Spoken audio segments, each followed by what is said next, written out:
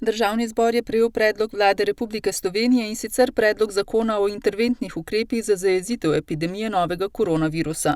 Gre za tako imenovani protikoronski zakon, s katerim želi vlada ublažiti posledice, ki jih prinaša epidemija za gospodarstvo, družine in slehernega posameznika.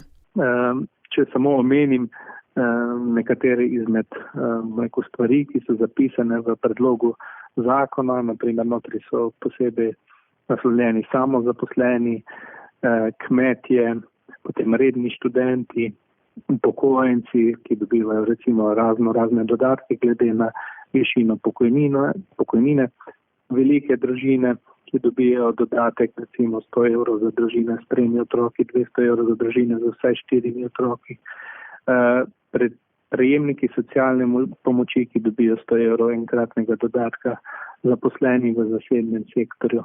Na drugi strani se pa nekaterim skupinam, kot so naprimer državni funkcionarji, nižajo osnovne plače za čas trajanja epidemije. Skratka, gre za paket, eden izmed zakonov, nekaj se jih še predvideva v prihodnosti, ki bodo, kolikor je v moči države, ublažili to, kar nam je prinesla ta epidemija. Predlagani ukrepi naj bi veljali od 1. aprila do 31. maja z možnostjo podaljšanja vseh ali le nekaterih ukrepov do 30. junija letošnjega leta, če bo to potrebno.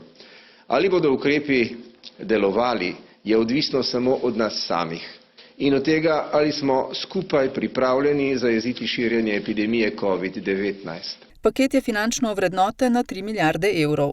Ta epidemija, kot kaže, pušča posledice ne samo nacionalnem gospodarstvu, ampak tudi globalno. Na mestu so opozorila nekaterih ekonomistov, da tudi ko bomo prebrodili tisti zdravstveni del krize, prihaja na vrsto gospodarski, ekonomski del, ki bo slehernika prizadel tudi po tej plati in zaradi tega je prav, da se vsaka država in Slovenija je tukaj zelo hitra, v čim bolj zgodnji fazi odzove na vsa ta dogajanja in skuša čim prej vliti neko zaupanje v ukrepe in ne nazadnje tudi sanirati to škodo, ki je že pravzaprav nekje nastala. Vlada pa je pripravila tudi dodatne ukrepe o omejitvi gibanja, ki jih je na novinarski konferenci predstavil notranji minister Aleš Hojs. Ta odlok je razdeljen v 3 ključne segmente.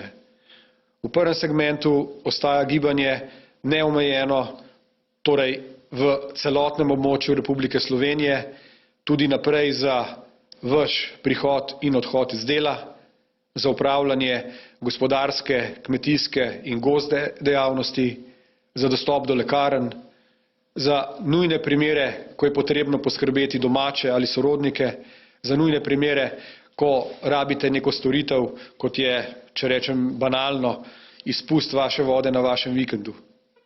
V drugem delu tega odloka omejujemo gibanje striktno na posamezno občino.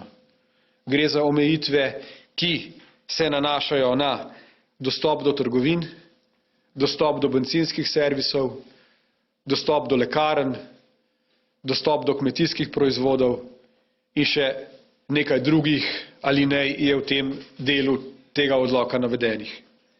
Prepovedani so tudi gibanje in zbiranje ljudi na javnih krajih in površinah ter dostop na javna mesta in površine. Torej, ni več izletov na morje, ni več izletov v gore, ni več pohajkovanj ob Blejskem ali Bohinjskem jezeru, razen seveda, če ste tam stalno ali začasno prijavljeni. Od tega tedna je na javnem kraju zaprtega tipa, torej v trgovinah, lekarnah in podobno, obvezna uporaba zaščitne maske in zaščitnih rokavic.